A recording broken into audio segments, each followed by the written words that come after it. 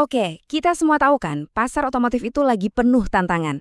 Tapi ada satu pemain raksasa yang nggak cuma bertahan loh, tapi malah lagi siap-siap buat mendominasi masa depan.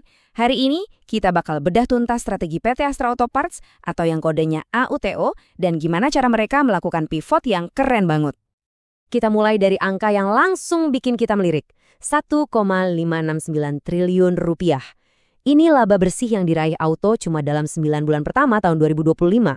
Angka ini bukan sekedar besar ya, tapi jadi bukti kalau mereka itu tangguh banget di tengah kondisi pasar yang lagi nggak pasti. Dan angka segede itu jelas bukan kebetulan. Seperti yang dibilang langsung sama direkturnya, Ibu Sofi Handili, ini tuh buah dari kepercayaan pelanggan yang udah dibangun bertahun-tahun dan strategi jangka panjang yang emang terbukti jitu. Nah, grafik ini menceritakan semuanya dengan sangat jelas. Lihat deh, garis biru itu pendapatan, dan yang merah itu laba bersih.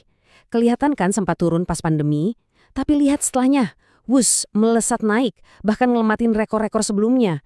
Inilah fondasi ketangguhan mereka saat ini. Pertanyaannya sekarang, kok bisa Auto sekuat ini? Padahal kita tahu suku bunga lagi tinggi, penjualan mobil juga lagi sedikit melambat. Nah, jawabannya ada di model bisnis mereka yang cerdas banget. Yuk kita coba intip dapur pacu yang ngegerakin Auto. Ternyata mereka itu nggak cuma punya satu, tapi dua mesin bisnis yang jalan barengan, dan ini yang bikin mereka stabil banget. Jadi gini, di satu sisi ada segmen manufaktur. Mereka ini yang bikin komponen buat mobil dan motor baru yang keluar dari pabrik. Terus di sisi lain ada segmen perdagangan. Nah ini yang melayani kita semua, para pemilik kendaraan, alias pasar purna jual atau aftermarket, butuh servis atau ganti suku cadang, disinilah mereka berperan besar. Coba deh perhatikan betapa seimbangnya pendapatan dari dua segmen ini. Manufaktur menghasilkan 7,8 triliun rupiah, sementara perdagangan menyusul ketat dengan 7 triliun. Keseimbangan inilah kuncinya. Jadi, kalau penjualan mobil baru lagi lesu, segmen perdagangan yang melayani jutaan kendaraan di jalanan tetap bisa diandalkan. Kekuatan segmen perdagangan ini datang dari jaringannya yang udah kayak gurita. Siapa sih yang nggak kenal sama Shop and Drive? Atau Astra Auto Service. Bahkan sekarang mereka punya platform online sendiri, astraautoshop.com. Ini yang bikin produk mereka gampang banget kita temuin di mana-mana. Dengan fondasi bisnis yang udah sekokoh ini, Auto sekarang siap buat langkah terbesarnya. Terjun secara agresif ke era kendaraan listrik, atau yang kita kenal dengan sebutan EV. Dan ini bukan sekedar rencana atau wacana loh. Mereka bergerak di dua lini sekaligus. Satu, mereka produksi komponen inti untuk mobil listrik, dan di saat yang sama, mereka juga bangun infrastruktur pengisian dayanya. Lengkap. Lihat deh, mereka nggak main-main.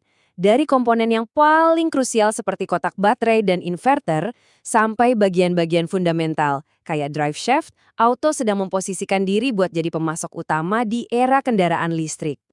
Dan tentunya, biar mobil-mobil listrik ini bisa terus jalan, jaringan pengisian daya mereka, Astra Auto Power, terus diekspansi. Sekarang aja udah tersebar di 59 lokasi strategis di seluruh Indonesia. Tapi visi masa depan itu nggak lengkap tanpa komitmen pada keberlanjutan. Auto secara serius mengintegrasikan prinsip-prinsip lingkungan, sosial, dan tata kelola atau ESG ke dalam setiap aspek bisnis mereka.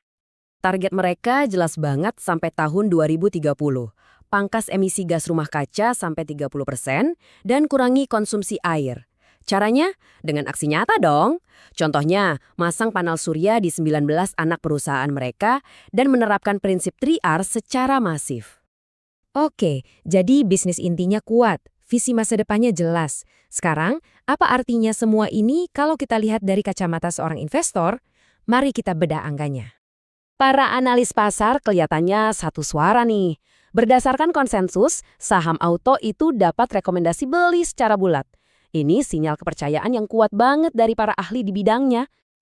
Nah, buat para investor yang cari pendapatan rutin, angka ini menarik banget. Imbal hasil dividen sebesar 7,25% ini menunjukkan perusahaan gak cuma sehat secara finansial, tapi juga berkomitmen buat bagi-bagi keuntungan ke para pemegang sahamnya. Kalau ngomongin soal valuasi, rasio price to earnings atau PE-nya ada di angka 6,05. Sederhananya ini berarti harga sahamnya bisa dianggap masih cukup murah kalau kita bandingkan dengan laba yang dihasilkan. Sebuah potensi keuntungan kan? Potensi kenaikannya juga kelihatan jelas dari target harga yang dipasang para analis. Dengan target rata-rata di sekitar Rp3.075, artinya ada ruang pertumbuhan yang signifikan dari harga sahamnya saat ini. Dan kalau kita lihat ke depan, proyeksinya pun optimis. Baik pendapatan maupun laba bersih, keduanya diperkirakan akan terus tumbuh. Ini semua didorong oleh pivot strategis mereka ke EV dan kekuatan bisnis inti yang tetap kokoh. Jadi, kalau kita rangkum, bisnis intinya tangguh, pivot ke dunia EV-nya berani, dan fundamental keuangannya juga kuat. Pertanyaannya sekarang adalah, siapkah Auto untuk mendefinisikan era otomotif Indonesia selanjutnya? Kalau kita lihat semua ini, sepertinya mereka sudah lebih dari siap.